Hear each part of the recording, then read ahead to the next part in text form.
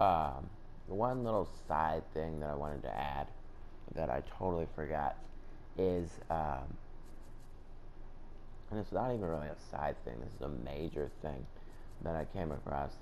Um, be mindful of the early game cards. Be very mindful of the early game cards, and what I mean by that, let me find the build I'm looking for. So what I mean by that is there are cards in for the late game, mid game, and early game. There are cards like this card is definitely a late game card, or pushing towards late game. This card takes 13 agility points. That is 13,000 gold. Okay.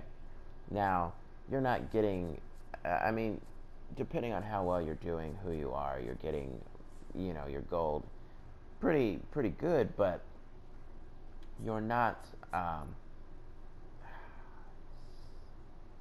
getting it super fast. Now let's just take Glycerin Dawn here.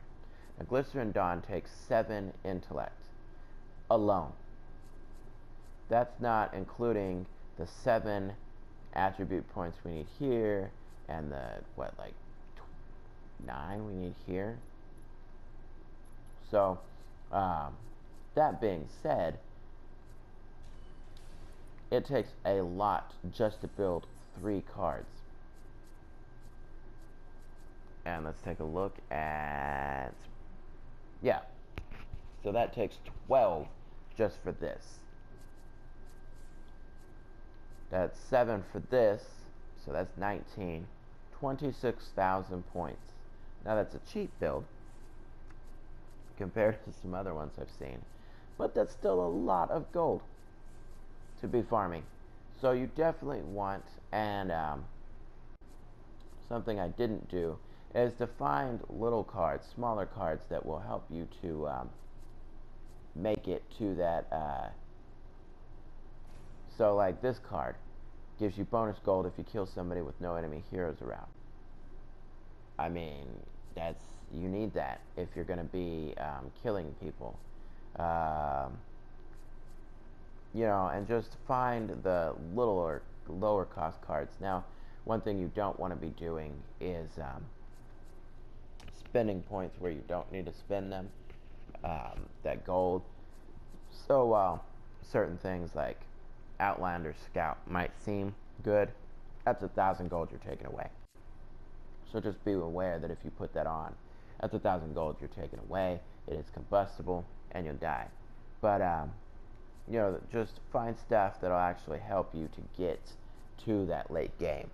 So maybe slot in some cheaper cards like this is for off lane, but Mana Flow Acolyte is a really good early game card. You get your first 3 intellect points. You're looking to buy a pricier intellect card. Well, while you're waiting on that, you're building up that mana, that intellect, and it's giving you power, and it's giving you max mana and everything. Now you can either keep that if that's what you want, or you can turn it in for a higher cost card that might actually give you a bigger bump. And just things. Now, there are some affinities that give you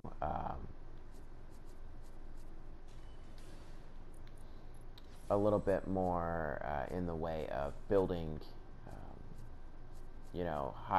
Highwayman is one. You can get gold on hero hits every 15 seconds. Gain 4 experience every 10 seconds. Things like that. Coin Master here, gain 8 bonus gold every 10 seconds. So, when you're choosing your affinities, don't just, say you want, like, for instance, I'll give a really good example. I wanted a mono affinity deck.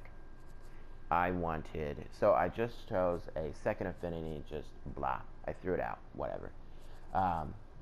Didn't really matter to me what the affinity was. However, if I go back and switch in growth, I can get those really nice gold cards to farm that gold a bit better. Something I might want to consider since I'm not using anything in the order. Now, for order, I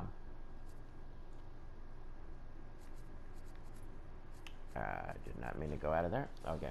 For order, we do have the early game cards as well. Reducing damage here, keep you alive more. We got the wards. You're going to gain basic damage for 4 seconds after entering combat. So it'll give you a bump to stay alive a lot more, basically, as opposed to getting your farm. However, the more alive you are, the more you're staying in that lane, the more farm you are getting. So, a lot of things to consider when choosing your affinity. It's not just, you know, oh, I like these cards, I'm going to choose these affinities together. You also have to be mindful of, you know, okay, what do I need to get me to my end build? You know, you're going to have 3 cards that are going to be your end build. What do you need to get those 3 cards? Do you need to slot in growth for the gold? Do you need to slot in order for the survivability? Do you need to slot in, you know, chaos for whatever it poses? You know, just things to bear in mind.